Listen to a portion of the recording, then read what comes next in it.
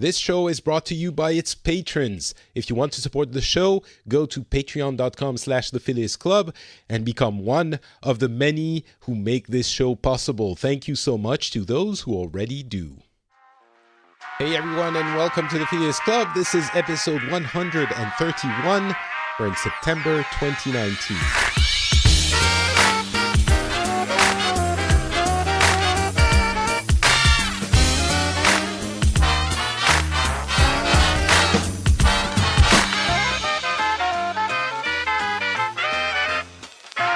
Hello everyone, and welcome back to the Phileas Club. In this show, what we do is that we get people from different parts of the world. We get together and we talk about what's been happening in the world and hopefully get some different opinions and takes on all of the events, sometimes important, sometimes a little bit more trivial, but hopefully you get something out of it and manage to get out of your usual intellectual hangouts is the way I'm putting it today. My name is Patrick Beja, and I'm very happy to be welcoming back to the show on one hand, on the Atlantic hand, Tony, who is from the US. How's it going, Tony?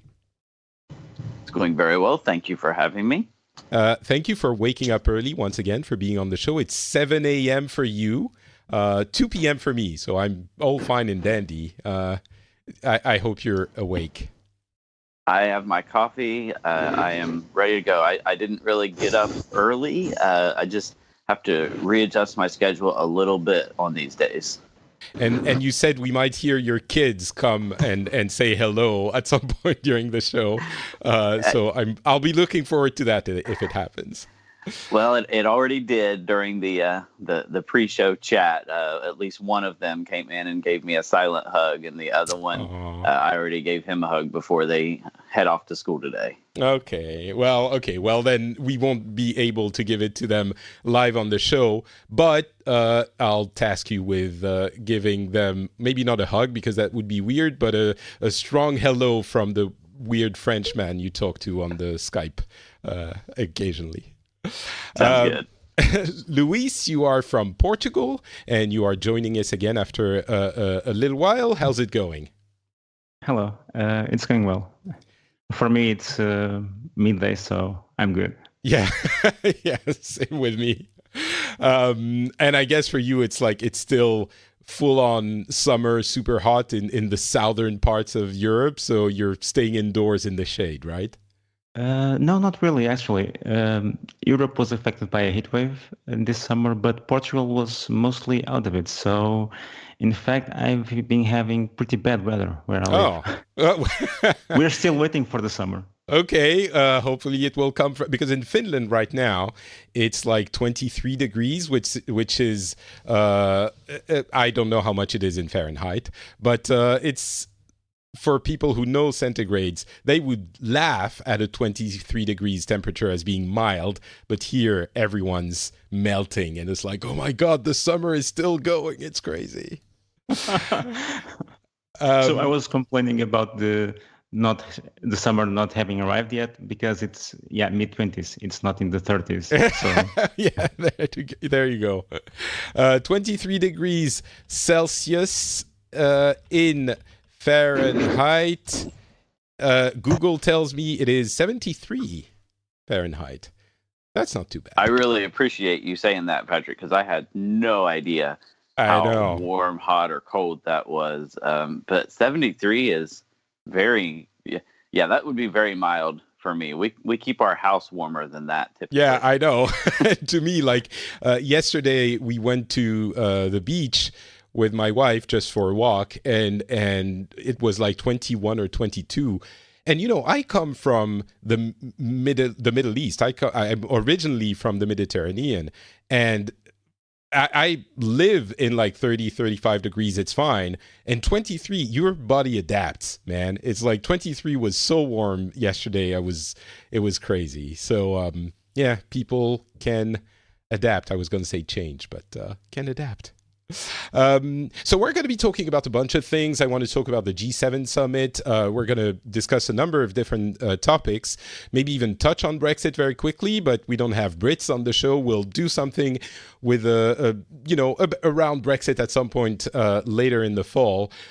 But before we do that, I figured we could tell each other about how the summer went, mostly as an excuse for me to update everyone on how things are going with my son, because things are evolving and it's interesting. But Tony, how has your summer been? How do people in the Eastern U.S. spend summers? And of course, remember, you speak for everyone in the U.S. at the moment. So how's the American summer? Well, it's been really good. So it's timely that you're asking this, and I'm speaking about this because, like I said, my kids are going off to school. They've been in school for just under a week. They've been back to school for just under a week, and they were really excited. My wife, who stays at home with the kids for the most part, she works a part-time job. She was very excited for school to start back up. I know.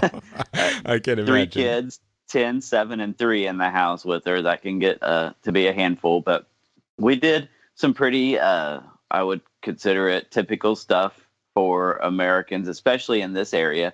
We went to one of the most popular tourist locations and for people that live in this part of the country, which is a beach called Myrtle Beach. It's in South Carolina. It's about 9 hours from where I live, and we drive that.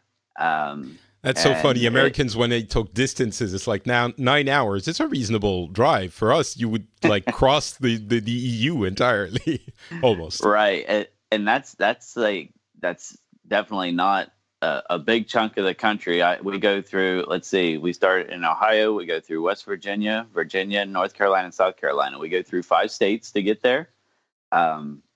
It was fun, but the biggest thing for summer at this house is baseball. My 2 boys both played baseball. They both played on the same team. My older one improved as he does every year, and my younger one got his first ever base hit. So we were real proud of that. We follow baseball every game as long as they don't do something ridiculously bad or have bad attitudes. We follow every game with ice cream. So. That's a summer baseball tradition for a lot of people, but sorry. Us especially. Do you mean your kids or the players have bad attitude? So the kids were playing baseball. So my kids. Oh, right. You follow this. Oh, okay. Sorry. Right. So your kids having bad attitudes. I see. Yes, okay. Yeah. Right. Now. I'll kind of lump the whole team as a group as far as attitudes and performance goes sometimes because I am the head coach. Nice. It doesn't get more American than that. The father of 3 playing baseball with the kids and being the head coach. I feel like I'm watching some, I don't know, John Hughes movie or something. Yeah, it's pretty stereotypical, I guess. But one thing that's interesting and applies to me today that we did this summer is we've got a 4-bedroom house. Our smallest bedroom has always been an office. That's where I've sat when we've done this show. Well, my 2 boys shared a room until this summer, and we decided to split them up. They were fighting and in each other's throats constantly. So we decided to split them up, and they're much happier now. But I lost my spot. So I'm actually laying in my bed doing this show. Not very professional, but it's one of the only places I have in the house that has decent LTE signal for me to not glitch out a bunch on you guys. So that's something else that happened this summer. Are you lying down currently doing the show? I am, yes. Oh, wow. That I feel like I'm some kind of meditation guru. I'm relaxing you in your bed. Excellent. Oh, Patrick, you never relax me. You always stress me out, but we'll be all right. Fair enough. Luís, you were saying like summer is super boring. As a person who's very into stereotypes and seeing things in the most obnoxious way, obviously it's because it's hot in the summer and people don't work and stop doing everything in the southern parts of the EU, right? It was boring because nothing happened and everyone was doing siestas all the time. Wow. I'm from Portugal, not Spain. So if you want to get stereotypical, I'm kidding. It's the same. It's the same. That's part of the offensiveness. Portugal and Spain are basically essentially one country, right? No, okay. I've got to stop there. Well, go ahead. For me, yes, but I don't think most Spanish or Portuguese people would agree on that. Uh-huh. But yeah, I don't care. Yeah, it's boring. It's not boring, but it's summer. Yeah, most of people. I was working most of the summer, but most people are on vacation, so it's a very relaxed time. And basically, the biggest decisions I had to make was like watching the surf conditions to see if I could catch some waves at the end of the day. That was about it. So I don't have kids, unlike you guys. So my days are mellower. And when I get home, it's actually relaxing. Maybe I'm missing probably a lot of other stuff, but. Oh, it sounds pretty good. It sounds like a summer I would have had a few years ago.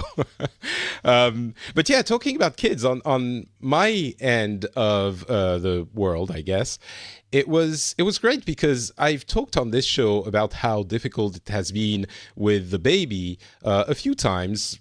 And the fact that people don't actually tell you how horrible infants are and how difficult it is to care for them, especially if, every kid is different, as people like to say, and some are easier than others, and ours was on the more difficult end.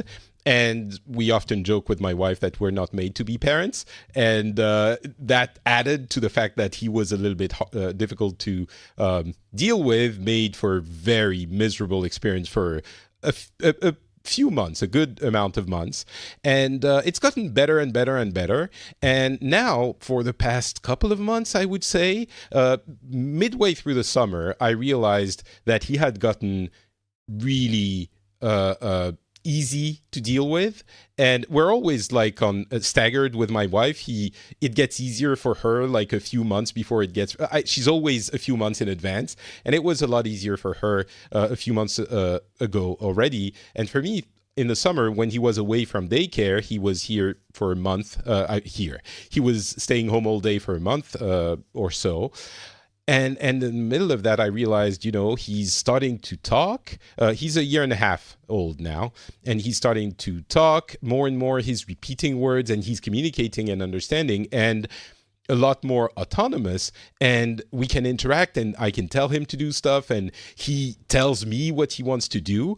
And it's gotten, honestly, so fun. Like, I don't want to jinx it. I'm touching wood. I'm crossing all my, my fingers, but it's gotten so fun, and I never would have thought a year ago that it would get to that level of fun and easiness. And like I melt every time he says anything, and like he dances. My brother is a musician, and he actually made the music for all of my shows, and he made a little song with his daughters for my son. And my son asks for it all the time, and then he dances like he shakes his butt and dances around, and he's so cute and always smiling and always happy, and it's gotten so much better. It's like I feel like I should express it to the audience because I was so much in despair in the first few months, and of course things come and go, and sometimes he's less easy, and I'm sure at some point it will get less easy again.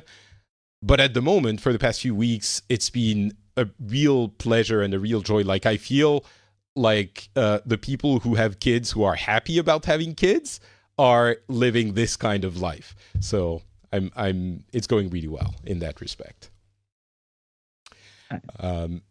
I'm guessing, Tony, you know what I'm talking about with 3 kids. You've gone through the iterations of parenthood.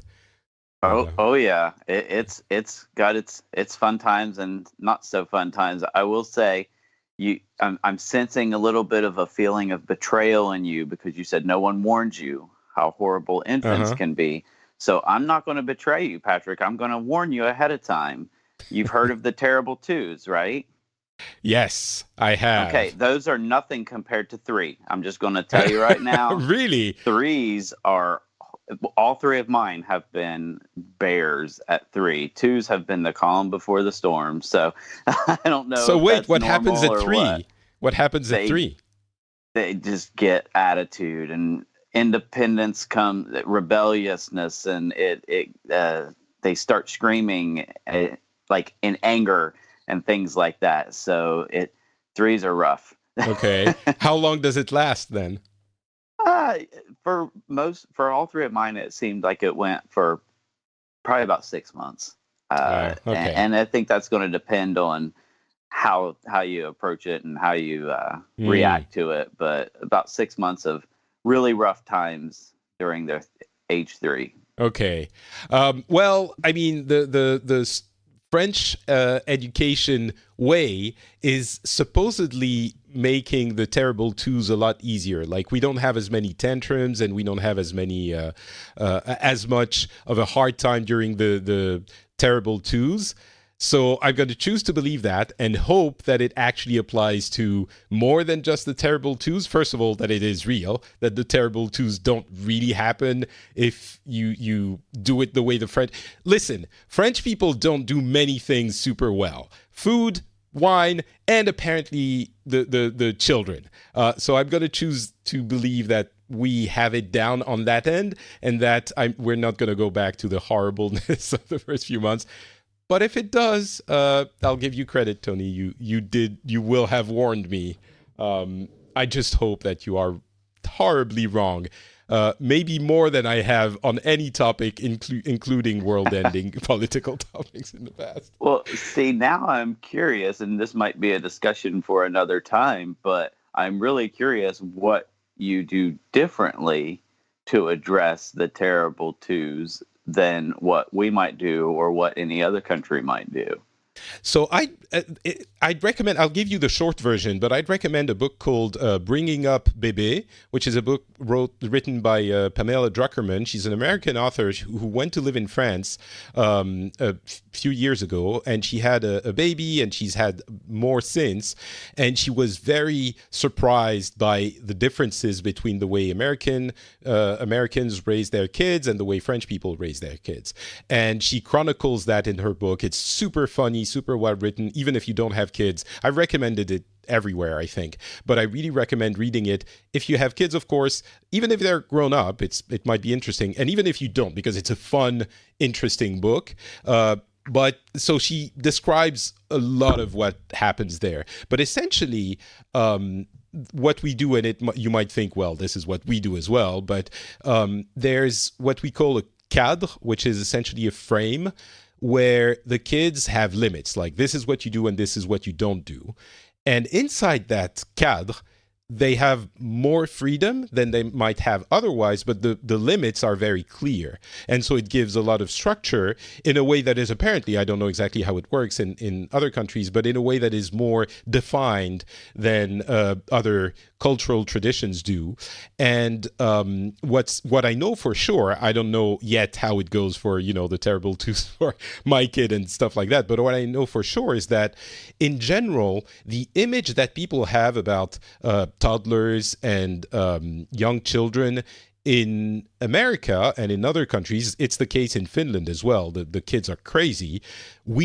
I never saw that in France. Like the tantrums especially are something that I never saw ever in France. Well, maybe that's pushing it a little bit, but it is definitely a lot less present in France than in other countries.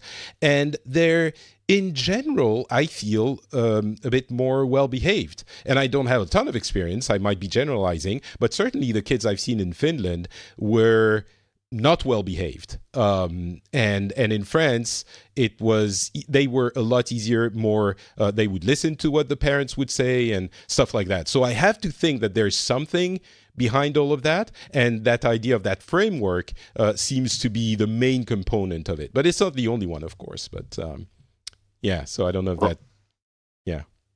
As a proud father, I have to say, even the issues that we've had during the 2s and the 3s, nearly 99% of those have been in our home. When we go out in public, which is where you see all these, like in the movies, and you see the commercials and things like that. When we're in public, our kids are very well behaved. They've really never thrown a tantrum in public. So I like to think we're doing something sort of right with them. Well, we'll see if I'm on the right track with that. And of course, it has to do with the nature of the kids. I'm sure maybe we got the model where the first few months were difficult, but then it got easier, and then maybe it will all go to crap. But I'll keep everyone informed, of course, on how it goes and whether or not I can grandstand with my French education system, putting it over the head of everyone else. But we'll see. Maybe it will be the same as you, Tony, and he will be impossible in the house and then put a brave face on when we're outside. All right. So anyway, at the moment, let's not talk about a potentially horrible future. At the moment, he is adorable to a point that, oh my God, when he starts dancing, it's so cute. And I know that everyone thinks their baby is the cutest baby in the world, but again, as I've said a few times before, mine really is. All right, let's talk about what's been happening in the world. I want to mention the Brexit thing very briefly.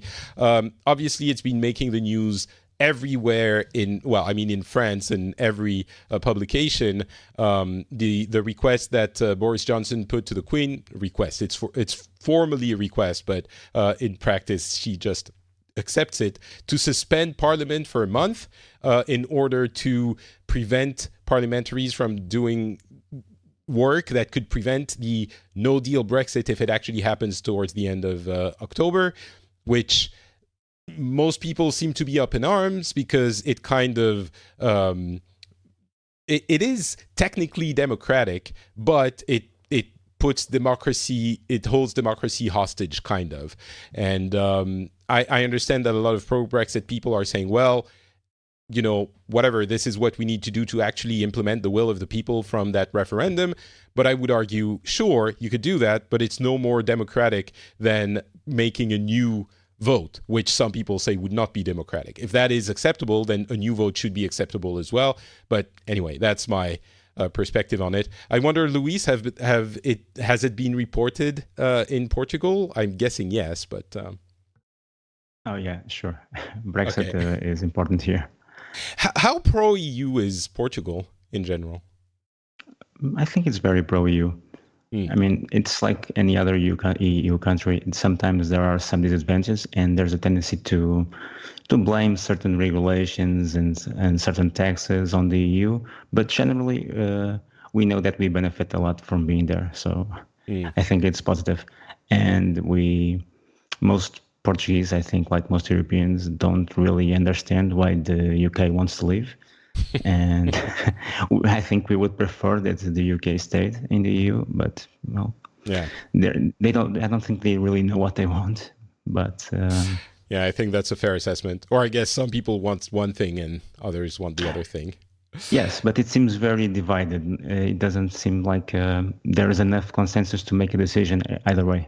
And the frustrating thing with that suspension of Parliament is that it essentially suspends the discussions, which should be part of the process, and which, by the way, those difficult discussions are what led Johnson to take the seat of PM.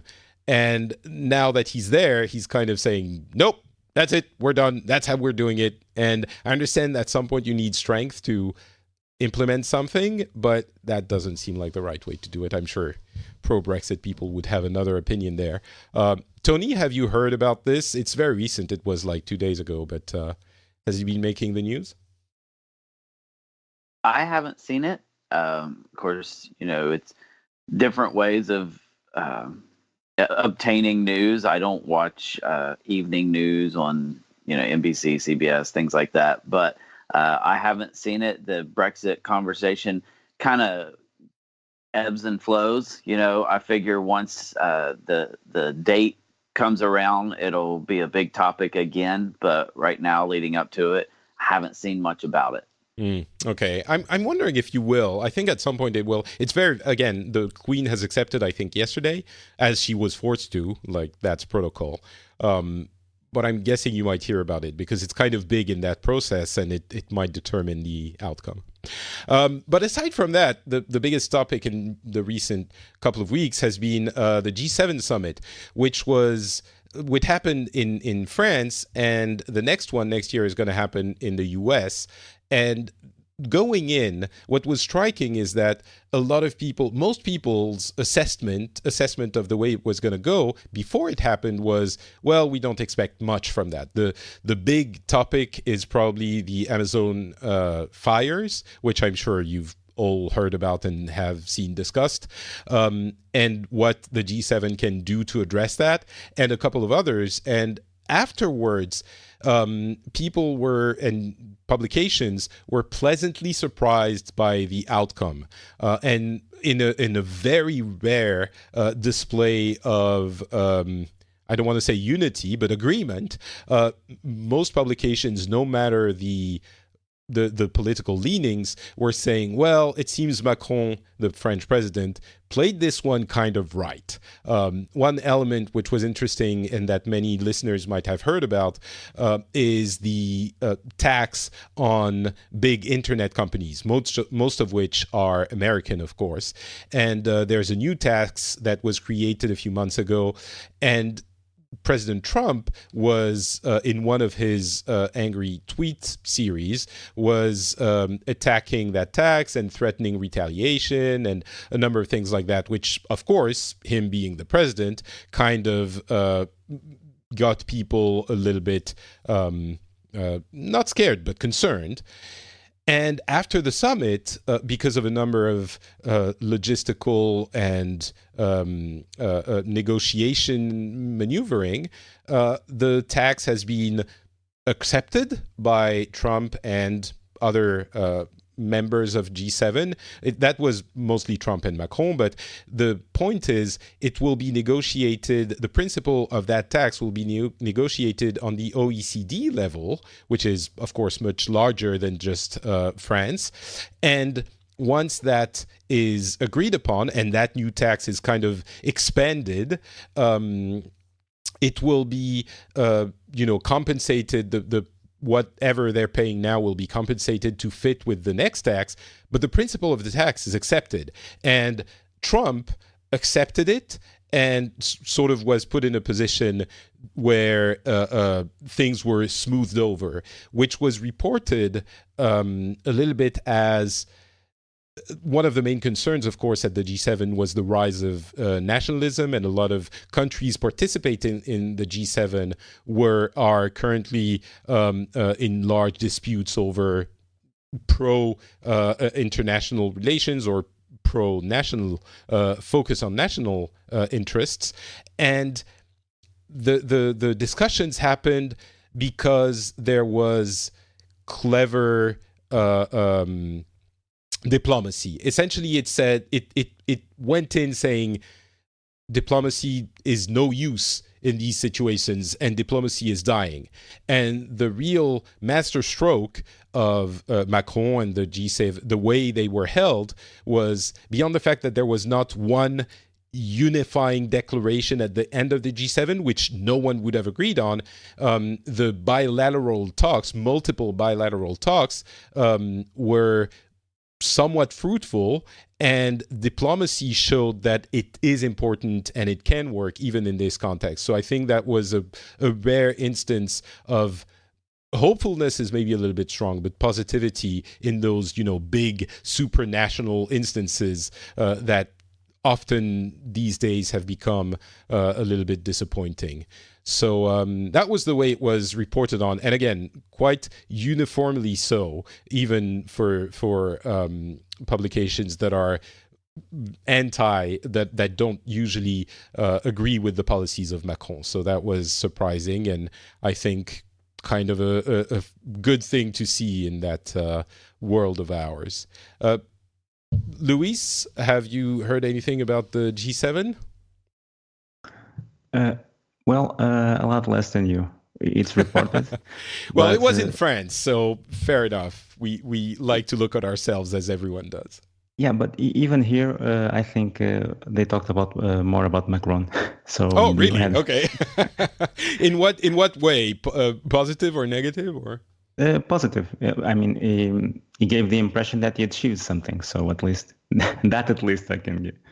And I think the days before, it was more like, well, look at what Trump said. It was how can I say, he tends to do declarations that are controversial, and he makes them often. So it kind of derail the attention, because it would be, instead of what is being discussed in the G7, it's more like, oh, have you seen what Trump said? Right. I think that was the kind of context going in from here even as well. And there was also an expectation, although it's not a part of those countries, that at least to see a more amenable Donald Trump in relation to Europe, because besides the tariff war with China, there also have been taxes on tariffs on European countries, and things with the US hasn't been very smooth. So there was the expectation that the G7 would work on that. And you mean work on that, try to smooth things over there? Yeah, try to smooth things between the US and Europe, at least the main European leaders, because, well, it's just three, but it's the big economy, so they have... I'm not sure they have had very big discussions there. They might have, but I haven't seen them. The other one was political maneuvering with Bolsonaro in Brazil, of course, which seemed to have borne fruit now, what we're hearing in the past few days. But the Amazon burning has been, of course, the most reported on topic, and the causes and how to fix it and the issues there, which I'm not going to go into because that would be a whole separate conversation. But Tony, what about you? G7, of course, you knew all about it, covered it every day. Tell me. I did. I had a Twitter feed dedicated. No, I did not. But I did hear some stuff. Now, the thing that really stuck out to me was the obvious nonsense, in my opinion, that Trump was tweeting about. If you recall his tweet thread, that the leaders at the G7 were asking him, why does the American media hate our country so much? Obviously, that was getting responded to with, and things, I'll take things that didn't happen for 500, Alex, and that meme and so on. So I don't believe that those words were actually used. So that was a typical Trump thing. The other thing that I saw about it was, and you didn't touch on this, Macron inviting Iranian leadership to the summit, and I don't know what ended up resolving from that. So I would be interested in your take on that. Yeah, that was also another one of those diplomatic, maybe master strokes is a strong word, but a risky move that ended up paying off. That was, I can't remember who it was exactly, a minister from Iran invited, basically without telling anyone, and putting Trump in front of the fact that he was there and starting talks, basically forcing talks to start again. And that hasn't happened yet. But what did happen was that Trump didn't say anything about it, kind of maybe taking the opportunity to de-escalate the conflict between the US and Iran and restart conversations. And I think, again, this is another example of diplomacy working where bravado doesn't, and sort of backing yourself into a corner, and then if you manage to do things in a little bit slightly more subtle way, you can get unstuck from situations that you might have been stuck in, and that was also another part of there were 4 topics. I can't remember which the fourth one was, but the tax on internet businesses, the Amazon, and the Iran crisis being worked on, and all of those with the color of this is what happens when serious people are in the rooms and have serious. It's almost, maybe I'm seeing what I want to see in there, but it's like, this is why politics are important, and it's not just people, unlike the popular image we have in many countries and even in France. It's not just people thinking about taking the most advantage possible of their position. It's actual people doing important and difficult jobs that need to be done. So yeah, that was part of it for sure. And I'm going to ask another question from the reporting aspect on your side. You're talking about Macron making these good moves. Do you feel that that's exactly how it was reported? Macron made these masterstroke moves, or did anyone say, because it sounds like this is what you're saying, Trump didn't throw a fit? And is anyone saying that? Because, on one level, that's to be expected of a world leader, and that's how it should happen. However, if Trump did throw a fit, that would be the headlines, at least here, right? So the headlines would be Trump throws fit, but since he didn't, the headline is not Trump-based, at least here. Is that how it's being talked about there? Is Trump getting even a little bit of credit for doing what he should do, I guess, is what I'm asking. Yeah, I think to an extent, the two are linked. Of course, it's our president, so and I want to stress again, the press is usually not very divided in the American sense, but the opinions about what happens, the interpretations are different, even though they're, polite and sometimes even collected. It's very rare that everyone agrees, okay, that wasn't too bad. And so that aspect is not every piece of media waiting for the orders from, the administration to know what to say. It's very much them apparently agreeing on what actually happened, even though they all have their own opinions. The Trump part is certainly part of it. And the way we think it, no one knows what happens in Trump's head, right? We can't know. But I think the subtext is it seems that Macron was subtle enough and arranged things well enough, in part having no common declaration, saying from the get-go, we're not going to have one common declaration, because he knew that would lead to conflict. And it couldn't happen in the current situation, it was disappointing that there wouldn't be a common declaration to begin with. But in the end, it helped massage all the relationships and all the egos, so that it made it into a situation where it was possible that Trump wouldn't throw a fit, right? And I think when you see how many fits he throws per day and how unpredictable he is, the fact that he didn't is, of course, partly because of himself, but maybe also because of what happened around him and the conditions were created that it was maybe more disadvantageous for him to throw a fit than to throw one. So I think that's how I'm interpreting a little bit now, but I think that's how I understand it from everything I've seen and heard. Does that make sense, Tony? It does. I like to think, because I'm a crazy optimist sometimes, that he's growing up, but I'm sure that tomorrow he'll say something ridiculous. So we'll just have to wait and see. I mean, even in the reports and talking about Trump, everyone was saying, well, it was good until now. Who knows what will happen tomorrow? We fully not expect, but we fully understand that he might throw a fit about the G7 agreements, tomorrow. So it's not like we're saying, yes, we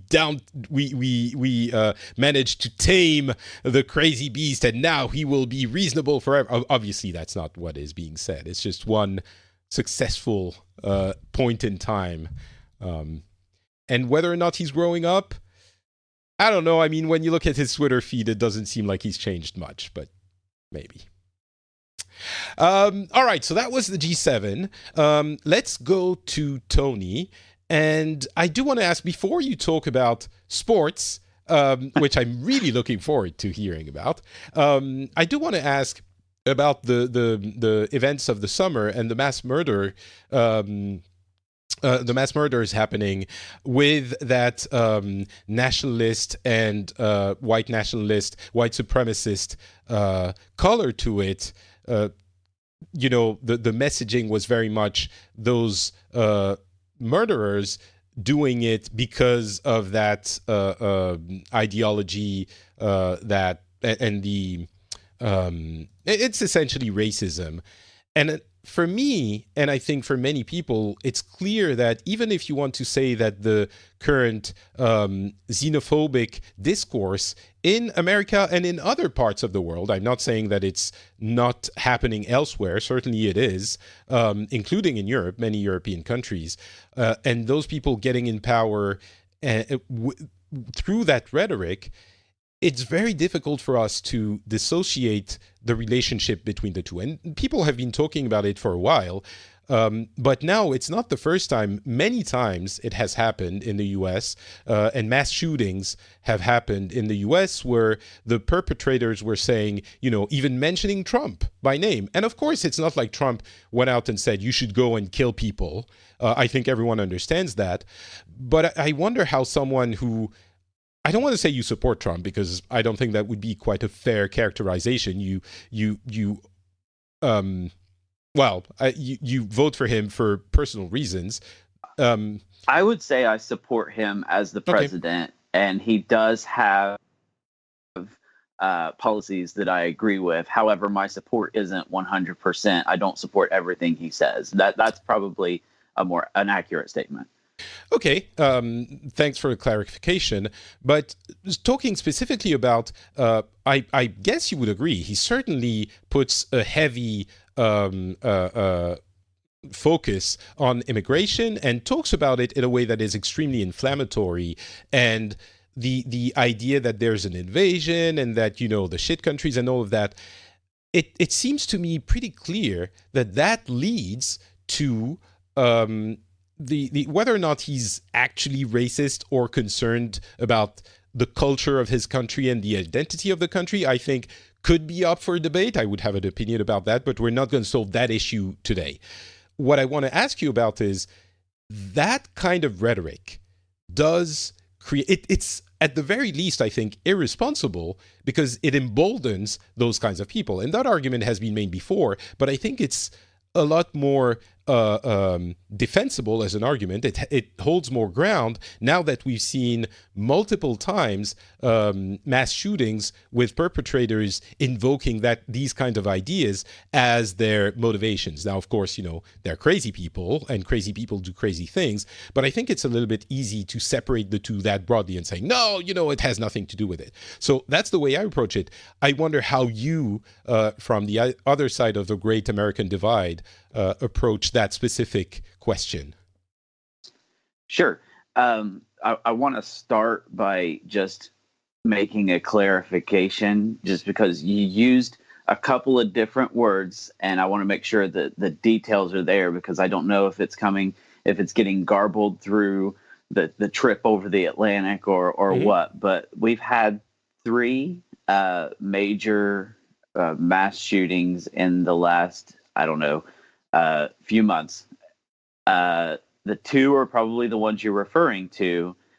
One of those was perpetrated by a white supremacist. The other one was not. So just want to make sure, because you said mass shootings, and right, I wanted to make sure that was clear. Both of them were not. The Dayton one was not perpetrated by a white supremacist.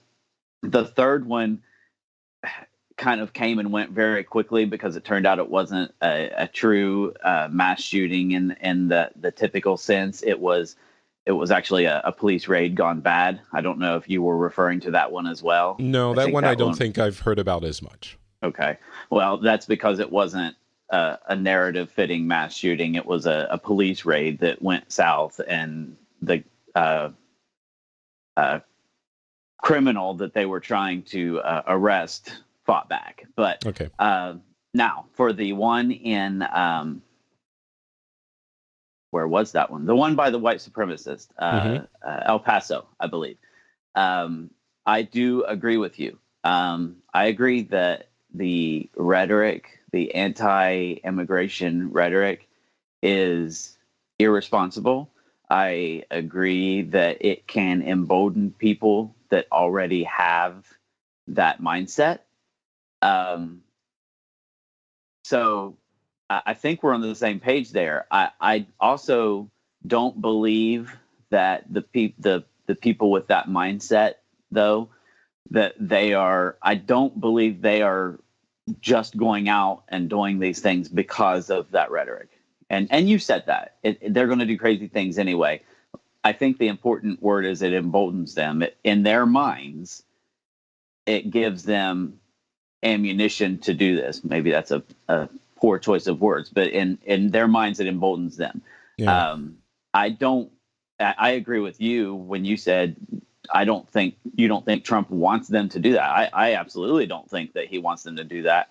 And I don't think that he cares for that subset of people, which is still very, very small.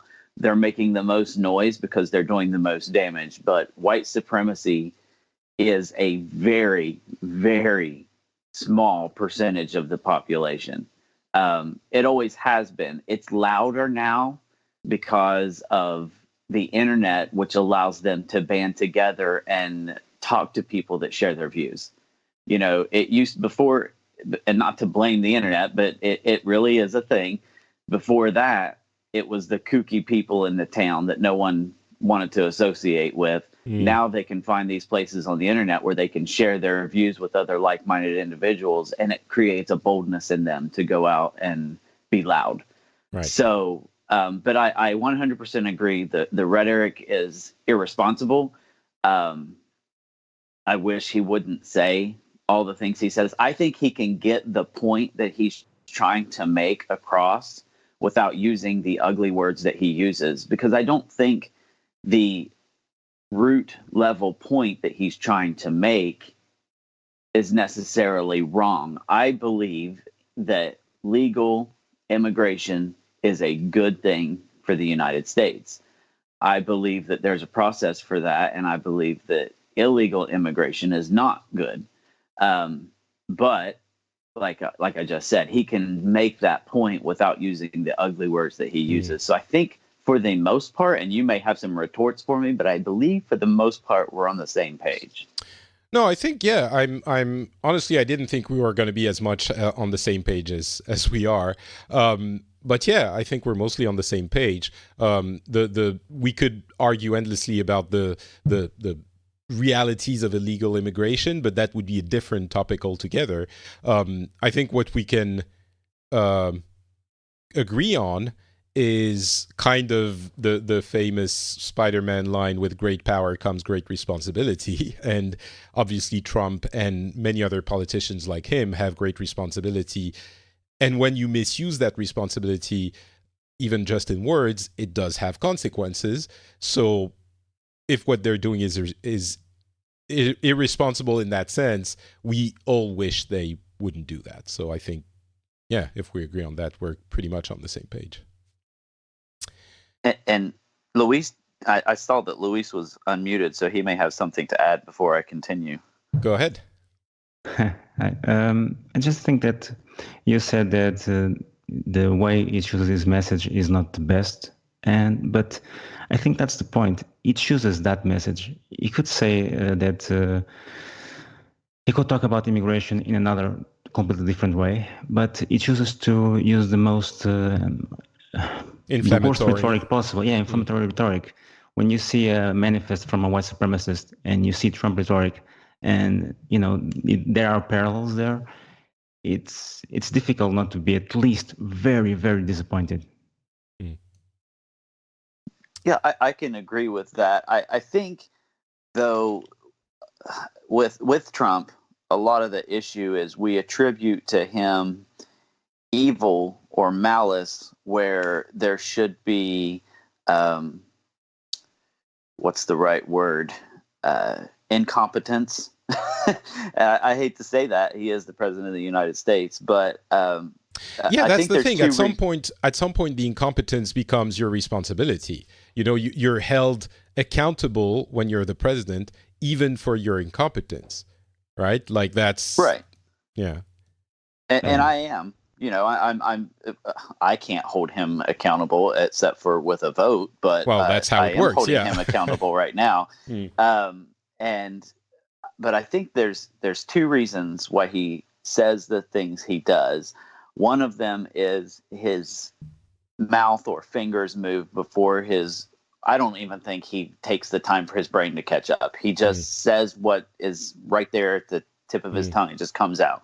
But the other one is his base is anti-immigration. Now, I don't believe in my heart that his base is white supremacist. I don't believe that his base, like I said, those ugly words. I don't believe that his base wants those ugly words. But his base is anti-illegal immigration. So that's why he says those things, because he does pander to his base a lot. And I think that's what's happening, at least on some level there.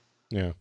I kind of agree with Luís, though, that the fact that he chooses those specific words, whether or not it's cleverly crafted to touch whatever kind of part of the base he wants to reach, he still chooses the words. And so it's not like, he says whatever, it's not really thought through. Maybe it is, maybe it isn't, but he still makes the conscious choice of choosing those words. So maybe while I agree with you that, we wish he wouldn't use them, he consciously does. So I think that kind of orients the judgment of them a little bit further. But maybe I should give him more credit. I don't feel like he really consciously thinks through his words that much. Maybe. And I don't see, Patrick, how you have any place to be arguing with him. He has the best words. You don't. He does. I think that's pretty clear indeed. All right, talk to us about sports. It's sports bowl seasons. You're an American. You're like in the heartland. No, you're not, but you are playing sports. What's happening in the U.S.? So I am in Ohio, and for those that don't know, Ohio is home of the best football program known to man, the Ohio State Buckeyes. There would be a couple of people who might disagree with that, but they would be wrong. But so football season is coming. College football starting up, which is, I pay a little more attention to college football than I do pro football, but pro football is what I really want to touch on. And when I say football, I understand that most of your audience thinks that I'm going to be talking about a sport with a round ball with black and white spots on it. Oh, I think you'd be surprised. I think it's the opposite, actually. Really? Okay. Well, yeah, we know it's what you mean by football. Do we know football? But we know the difference between soccer and football. We know you're talking about the wrong football, the one that is not actually football. Right. Okay. That's right. I understand that. In fact, I don't know if you know this about me. I'll call it soccer. I played soccer in high school. So I think you mentioned it. Yeah. I did not play American football. Mm-hmm. But anyway, so a high-profile quarterback by the name of Andrew Luck retired this year unexpectedly. He decided that he had enough of the violence of the game. Rehabbing from injuries was more than his body could handle, and he had been injured quite a few times over the course of his career. And he's a very good quarterback. I think injury held him back. I believe it was last year or the year before he ended up winning the comeback player of the year for the NFL. But he retired, and there's a lot of people who are horrible that are criticizing him. I shouldn't say they're horrible. That's mean. I feel that they're saying things, they're judging him unfairly. They're criticizing him for retiring because he wants to be able to walk when he's 70 and he wants to be able to think clearly when he's 60. And it's spotlighting the violence of American football. And I am seeing a shift away from American football in my area. And just in general, people are liking it less. Now, some of that is the politics that are happening that, you know, the conservative subset doesn't like as much. But also, it's the violence of the game. I think less and less parents are sending their kids. I have no intention of encouraging my boys. My girl wouldn't be able. Well, some girls can play football, but if I'm not going to let the boys, I'm certainly not going to let the girl play football. I don't want them to play football now because of the violence specifically. Because of the violence, you know, the head trauma, but just the body wear, you know, even not the head trauma is the big thing for me. It's hits to the head. It's dangerous long term, but even the rest, I would really not like my kids to play football. And I think that is becoming more and more common. So I have a suspicion that within the next 20 years, maybe longer, probably longer, that football will really kind of fade away and it will no longer be the number one sport in America. That's really interesting. You know, I remember when conversations about the violence in video games were happening, you know, they come back every few years, less so nowadays, thankfully. But I remember some people saying, I can't attribute the quote, I apologize, but there was one idea that really resonated with me. It was that idea that imagine if the world was all video games and everyone would just play video games and there was no sports. And then someone came up and was like, you know what? We're going to take the kids and we're going to put them on the field in gear and tell them to run headfirst into one another as fast and strong as they can. Or, you know, put them in a ring and hit each other until they can't get up. It would be a crazy idea, right? And so that really solidified to me the how violent American football is. And I'm sure you would expect that, Tony, but I would never have thought that that kind of concern would come from a place like Ohio and people like you and your community. Yeah, I'm maybe not the prototypical representation of a Southeast Ohioan. Mm-hmm. You know, I share a lot of the values, but there are definitely still people that are all about football, and football is a big deal. Ohio and Texas and California and Florida are the football states. I won't say the state north of us, which you guys probably don't even get that reference. No, not really. Ohio and Michigan, huge rivals on the football field. So, but I am seeing it, and I'm talking to other parents as I go through baseball and basketball and things like that, and I'm talking about football, and I mentioned the fact that I really have no desire for my kids to play football, and they say the same thing. Now, when they get to the age where football becomes a thing, will they change their mind? There's a good chance, but I am seeing that trend just anecdotally, and I think it's probably a good thing. I think football is not a good sport, really. I enjoy it, but and if it's done right, it can be fine. If the equipment is excellent, it can be okay. But if it's done wrong, and youth football has a pretty bad reputation for doing it wrong, the coaches don't teach the right mechanics. They just let the kid put their head down and run into the other kid. That's how injuries happen. So that's what I'm hoping to avoid.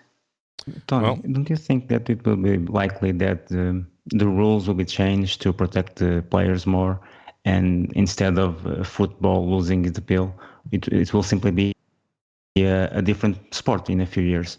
The one that has more, maybe not as exciting, maybe a bit less contact. I don't know, maybe more like rugby. I'm not sure, but it will continue to have a mass appeal. It will just be a different sport. And that's interesting that you say that, because that's what's happening now with the NFL. They're changing rules to protect players. But what really is interesting about this is you've got this subset of fans who hate that. Of course. And I do agree that the rules that they've put in place, they're not football. So you're right. The sport is changing. What kind of rules are we talking about here? So there's always been a rule called roughing the passer. A quarterback is the one who passes the ball, and basically, if the quarterback has already thrown in the past, if the quarterback has already thrown the ball, you can't hit him. Right? You can't just hit the guy when he's standing there. Well, now roughing the passer has gotten. It's not even about after he throws the ball. You can't hit him low, which I get. They're protecting his knees.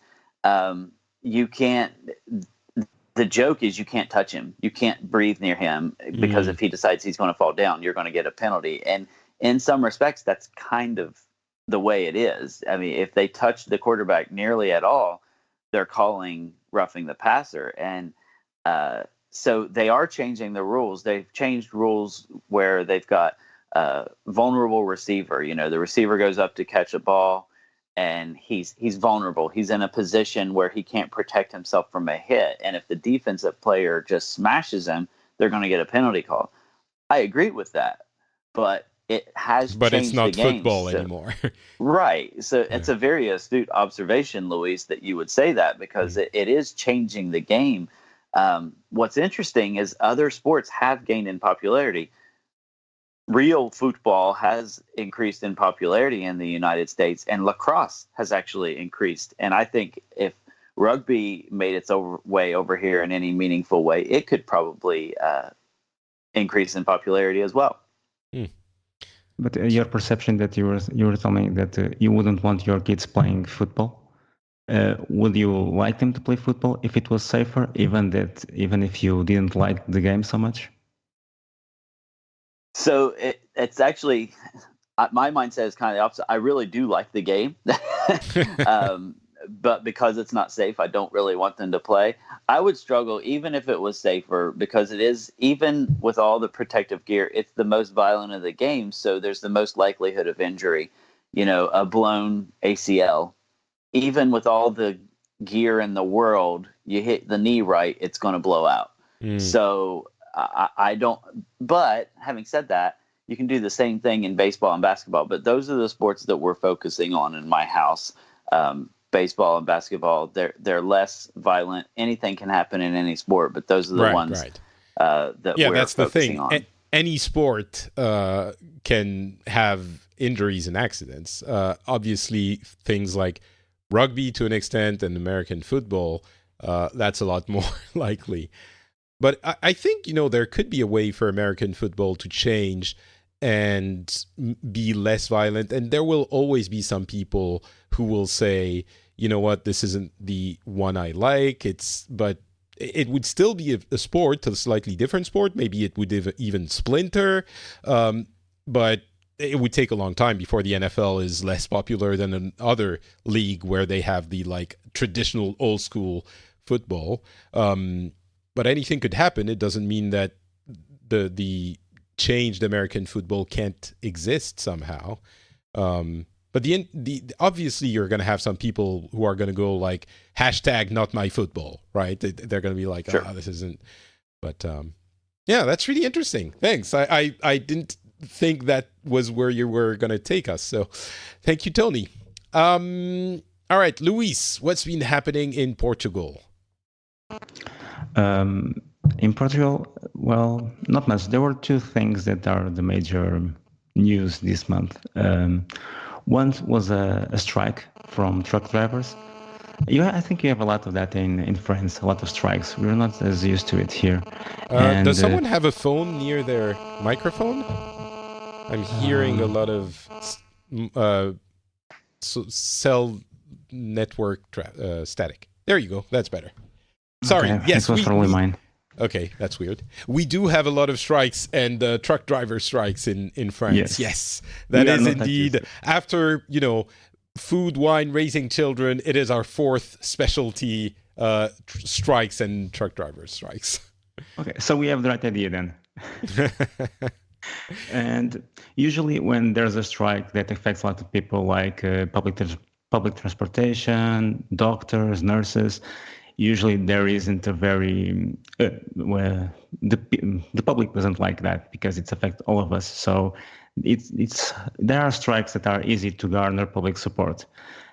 This one was especially about truck drivers that transport dangerous substances. In this case, we're talking about fuel, and that was really confusing because people were running to the gas station, to the supermarket. They didn't have an expectation of when it would end, so it was a couple of weeks. The pumps were empty? Yes, most of them, yes. But it was the second time they did this in the last few months, and this time something happened that was strange because I don't think there was a lot of there were precautions taken, and there was always pumps that had fuel, although there was rationing. But people were anxious. Me also. We all went before the strike to fill up the cars. We all did like huge traffic lines, and it was a mess. And it turns out the strike didn't last long, and there was no big problems. But the idea of a strike, even if there is no real consequences at the strike, it's enough to provoke some mayhem because there was a few days that we just spent a lot of time to fill up the tanks. Yeah, I can absolutely see that happening. So it was, I think, the only kind of strike that everybody's against. So that's why it didn't last very long, I suppose. Maybe, but there is another one scheduled for next month. So we'll see. All right. Well, have fun queuing at the pump again. Yeah, it's more fun when you see this like image from France and you say, yeah, France, it's complicated, but now we have it here. And out of that, it was the Amazon. It's like the biggest news in the last few weeks. It's not very a deep discussion, but as you can imagine, the images of the Amazon burning, they are very mediatic, and people do care, do have some concerns, although I don't think they can do much. Even the G7, the reporting that we got focused a lot on Amazon.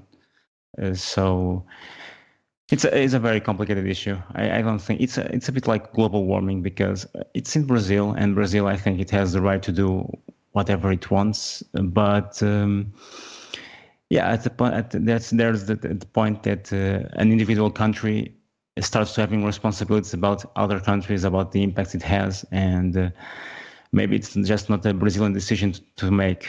And there was also a big discussion about the role that Bolsonaro could have had in all this.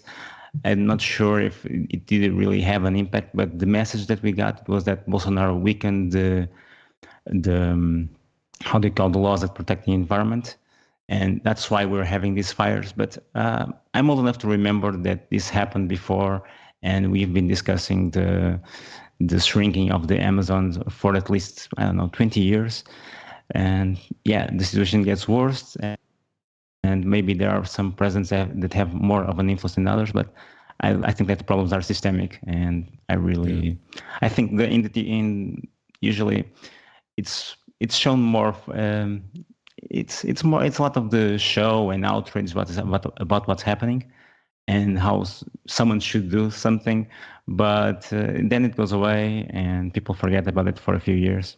Yeah, I think it's. I didn't mention it too much, but it certainly was one of the topics of conversations here in France as well. Exactly as you said. Essentially, it's all the same, and the conundrum about the role of Bolsonaro and the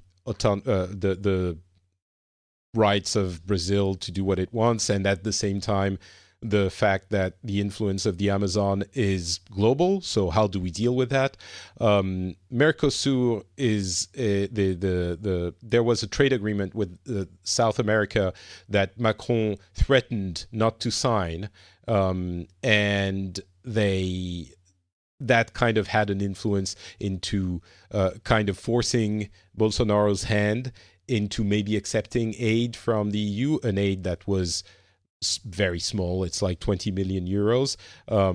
But he's kind of saying now, if they apologize for this, I will accept, because his base apparently is like, everyone in Brazil is starting to think, wait, this is actually a problem. So yeah, it's still uncertain what's going to happen, but it was very much a conversation here. I wonder, Tony, certainly the Amazon burning was a topic in the US as well, right? Yes, I did see some stuff on that. Okay. And is that because it touches on things like global warming and the influence that, and like the national sovereignty of a country over its, inside its borders? I wonder if the reports or the opinions that you're seeing are more like, well, even if it is a problem, we're not sure, but it's Bolsonaro's place. He does what he wants. Or is it like, wait, actually, this might be a big problem for everyone, so we should engage conversations and try to get him to change things? Or yeah, how does it go? Well, one of the articles, and I have to admit, I didn't actually read it. I just read the headline because I'm that guy sometimes. We're all that guy sometimes, so yeah. It's fine. It actually said, it was an article, and I don't remember where it was from, so I can't say which side it was from, but it was why the Amazon fires aren't as bad as they're being made out to be. So if I don't know, but my opinion, yeah, they're their own country. They should be able to take care of their own stuff. It does affect everybody. I would be more inclined to provide assistance if asked, rather than try to throw our weight around with other countries. I'm more of I'm not an isolationist, but I'm more of a keep to ourselves kind of guy. Right. Yeah. But there are other. Sorry. No. Go ahead, Luís. I'm thinking this is not really different from, for example, the Iran situation. It's about nuclear weapons, but it's the same thing. You don't want a certain country to achieve a state that can harm other countries. In this case, Iran. But there are policies and there are treaties, and people do try to. When a problem is too big for one country, it affects everyone. We do try to solve it. So I don't think why we see the environment as something different, because the United States, for example, and even Europe goes to wars because of oil, water, frontiers, whatever. So is this really that different? This has a global impact. Yes, a country should do whatever they want. They are sovereign, but there is a limit. It's like when our freedom starts to interfere with other people's freedom. I'm not really sure that if one has the authority to say, this is my country, I can do whatever I want. Because even now with the global warming, there are countries that are suffering from the effects and will suffer, and they didn't contribute a lot. So is it fair? So we have the advantages, and we also have the costs, but other people will suffer more without having any advantages, without having benefited, and that seems unfair and a bit dumb, I think. Not dumb, it's not dumb, but it seems that we can't really expect that, yes, there are countries, but there is one Earth and there is a human race, and yeah, we're all very different, but it seems like sometimes we do have to make policy together.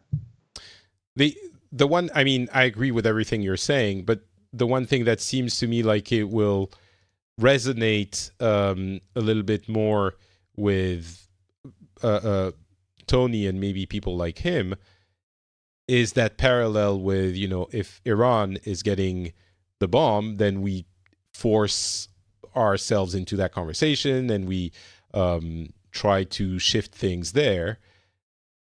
If you agree that the Amazon burning is a danger for the rest of the world, shouldn't it be considered the same way? Right, that seems like it would make sense for everyone, including people who are more on the right of the political spectrum, right?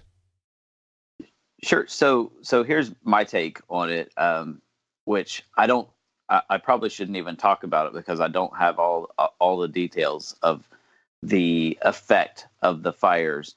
But with nuclear weapons, with a country that is hostile to my nation, if they are obtaining nuclear weapons, that is a clear threat, right? With the fires, I get that there's a threat. There's certainly a threat, but how quantifiable is that? How clear is it? Is there a certain amount of fire that can take place? So another country coming in and saying you have to do this without a clear, definable threat. I get the overall threat. I get the idea that the depletion of the rainforest is bad for the world, but there has to be you have to have a quantifiable, definable threat. Like, okay, if it burns this much, then that is where the line is, right? But I'm guessing they can't say that. So in that sense, someone could come into any country and say, well, you're doing something wrong because I say so, so you need to change it. And that's what I don't agree with. There's a line, and I'm kind of nitpicking a little bit, but I do think there's a line of when you can come in and throw your weight around with another country. And I believe that there should be a definable threat, a quantifiable, definable threat. Well, no, you're exactly right. That is the entire issue. It's whether or not you consider global warming and the contribution of the burning of the Amazon to global warming to be problematic, and how problematic it is. If you believe that it is indeed a world-altering problem and that the Amazon forest burning is contributing significantly to that issue, then I think we are in the camp that you're describing, Tony, which is that is an actual threat to my nation and probably many other nations in the world, right? If you believe, well, I don't know, is it? Then you're like, okay, maybe it's fair to let them do what they want to do. It's that I think it shifts kind of the decision to how much you trust that the Amazon burning is a global danger, right? I think that and my issue is I don't know enough of the details to make that kind of judgment call myself. Right. And that we can go into that conversation, and I think it would become essentially a conversation about global warming, which we wouldn't solve here. I mean, Luís, maybe you want to go into it, but no, not global warming. I think I would go back to Iran because Tony said they are a threat to his country, to his nation, and to other nations. And yes, there is that view, and there is a potential danger, but it's not defined. Also, you believe there is a danger, but maybe something will happen, maybe it won't. And I think Iran, from their point of view, they see that the US are hostile to them, and their way to protect themselves is to have a nuclear weapon. And I think that's the way every country sees it. It's a way of we will not be attacked by another nation if we have nuclear weapons. And so, yes, other countries don't want that. I can understand why the US doesn't want that and why Europe doesn't want it. In fact, I think most people prefer that. Yeah, nobody should have nuclear weapons, but it's the same thing. It's a perception. We think this will be dangerous. Maybe it will never happen, but there is the potential for it. And when it comes to environmental stuff, I don't think it's very different. There is the potential for something really bad. Do we want to risk it or do we not? Yeah, essentially what you're saying is what Tony is saying about global warming can apply to Iran, and the threat is also what you believe. But again, it comes down to something that is very difficult to accept, even for me, as someone who strongly believes, global warming is an issue. It comes down to whether or not you agree. Global warming and all of these very divisive issues, except global warming or nuclear weapons are world-ending. And so it becomes even more urgent. But it comes down to what you believe. If you believe something is that way, then you will act with the consequences of that. So, I don't know. Yeah, go ahead, Tony. I'll let you two finish that topic, and then we'll close it off. Well, I've been debating internally on to go into this. I believe Iran is a much clearer threat to the United States, a more current threat. Well, that's because let's put all cards on the table. That's because you don't really think global warming is that big a problem. And you believe it could be reversed, or you're not a big global warming is a clear and present danger guy, right? I am a global warming, how do we deal with it guy. Give me an actionable, a reasonable actionable solution. I think part of the answer to global warming. There are a million things to do. There are a million things that we need to do and not to do, but certainly protecting the Amazon is one of those actionable things. If you believe we need to do stuff, then obviously it's not going to fix it, but there is no one fixing it. There's many different things, and protecting the Amazon, according to everyone who knows what they're talking about, it is one of the things we should be doing. No? Okay. No, that's fine. Again, I'm a little ignorant on the Amazon stuff. Mm-hmm. I admit that. I don't know what. So you're saying the consensus is it needs to be protected. So okay, let's do that. I was coming into that topic with a little bit of ignorance, and I apologize for that. Mm-hmm. Now I was going to say this one thing. The Iran thing is not just the effect on the United States. It's also the effect on the allies of the United States. So, we have geopolitical allies, and we have people that are hostile to us. Iran is hostile to the United States and very hostile to our allies. So that I believe that creates a position that we have to respond to. But there was an agreement between the other European countries and the US. The US decided to abandon the deal. Okay. Yeah, let's not. We're not going to go into the Iran crisis now. We could, but yeah, go ahead. So just one thing. So what I can tell from you, Tony, is that you can see the Iran. This is just an example as a threat, but you don't think global warming or another situation. You can perceive it as a threat. You don't know. You think maybe, but you're not too sure, or you don't think it will be very serious. Is that it? Global warming, I think that we, as the United States, are doing things to combat global warming, but other countries are not. And I'm not talking about European countries. I think a lot of the problem with emissions is coming out of China and India, not the United States. We've actually reduced our emissions more than any other country, even after we left the Paris Accords. So, I think we're doing our part, but it's not going to make a dent.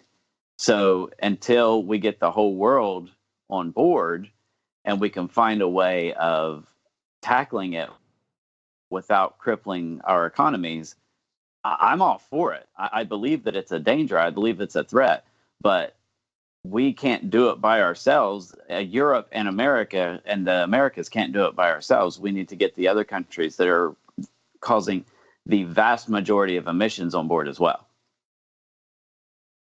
I guess I can agree to that in part. A miracle! Wow, there we go. It's a miracle. No, I just, other countries that are emitting, that are doing bigger emissions now, they didn't benefited from that from 50 or 60 years, like the European Union or the US. So I think there are some certain countries that already had big advantages. And now, they're going to take the first step and hope that other people will follow. I think that's definitely the case. I think it's, again, a whole other conversation. I will say, however, since you brought the Iran thing into the conversation, Luís, I agree that Iran and nuclear power in general is a very serious threat as well. So I will meet Tony on that side of the aisle. Now, how it's being dealt with, that's a whole different topic. But yeah, I don't think I mean, it can be true that both global warming and nuclear annihilation are problematic. So anyway, all right. I think I'm going to bring this discussion to a close. We kind of found some common ground.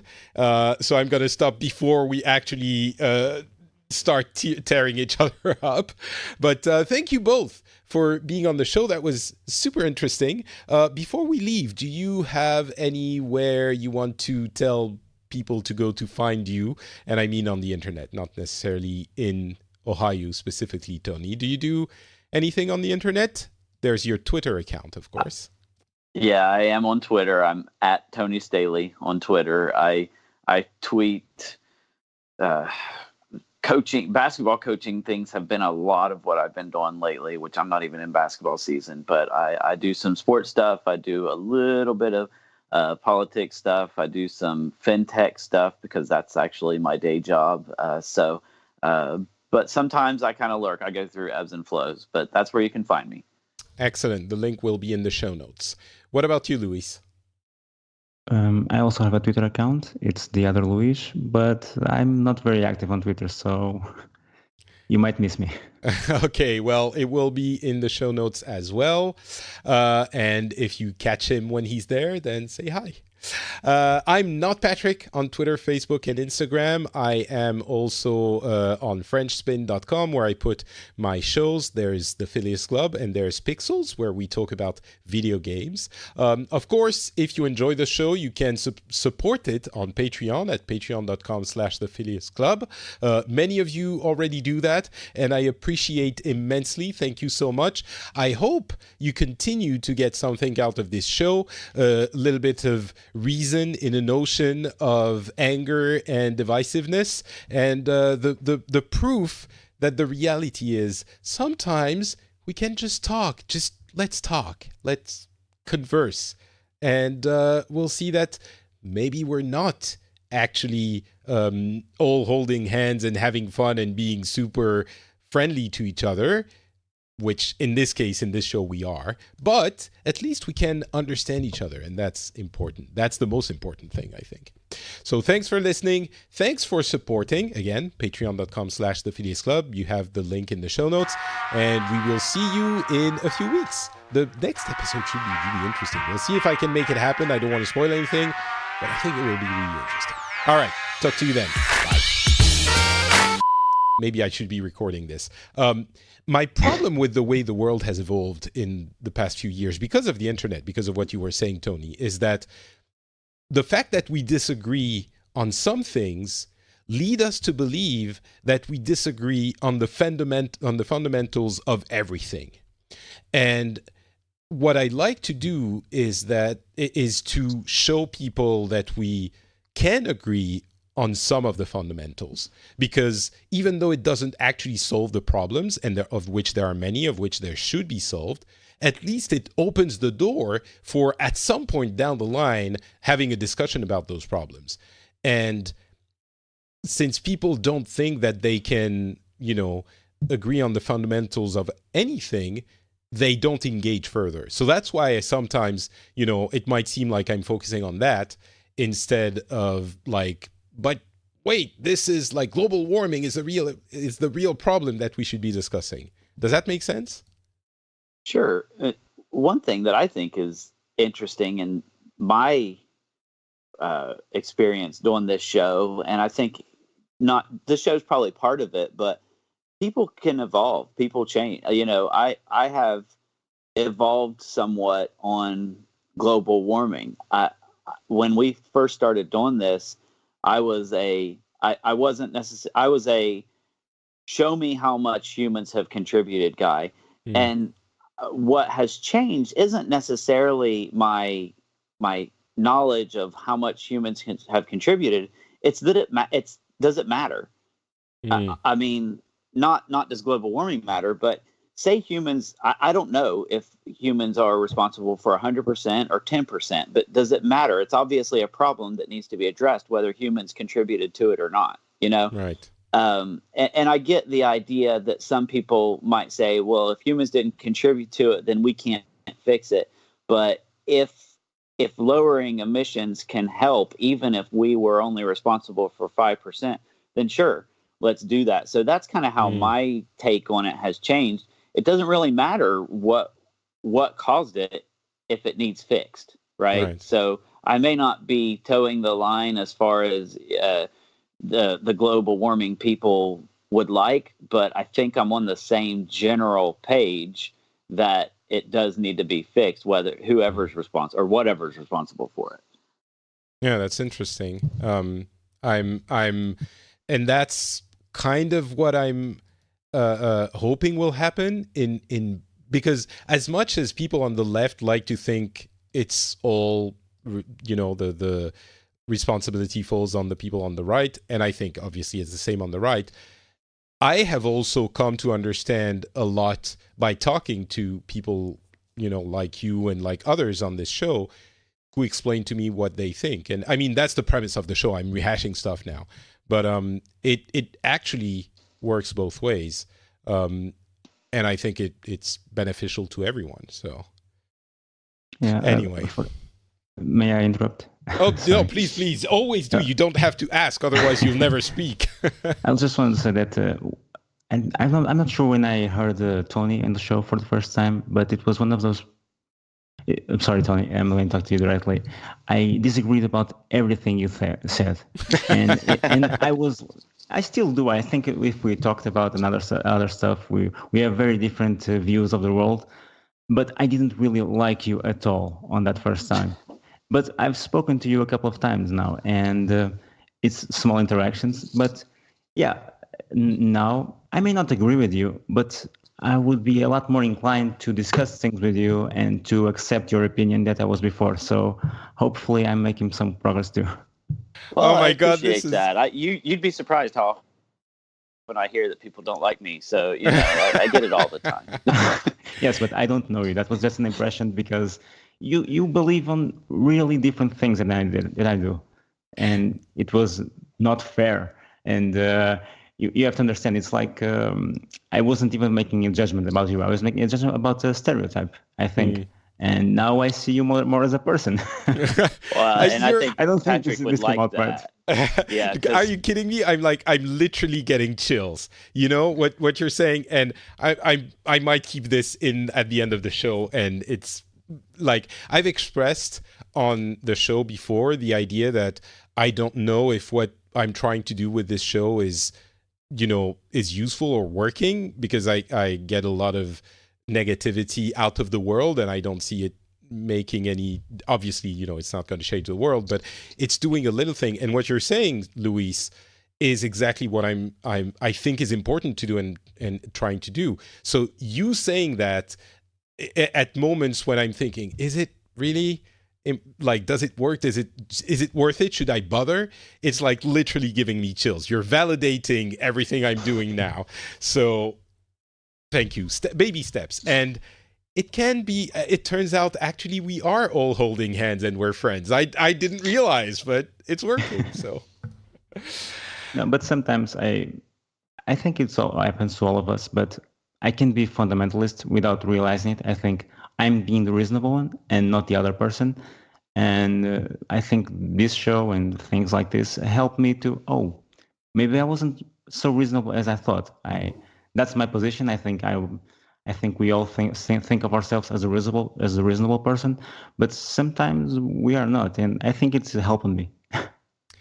Well, I think something important to remember is when we're talking on this show, especially when we're talking on the more political stuff, I kept it light today with football, sort of light. But that takes up 100% of my Phileas Club time, but it takes up about 1% of my life. Yeah.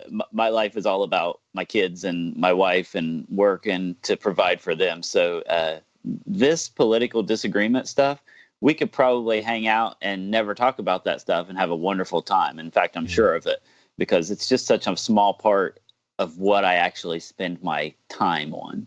Right. Yeah. We, as Luís was saying, we're actually people, all of us, right, and not just political opinion.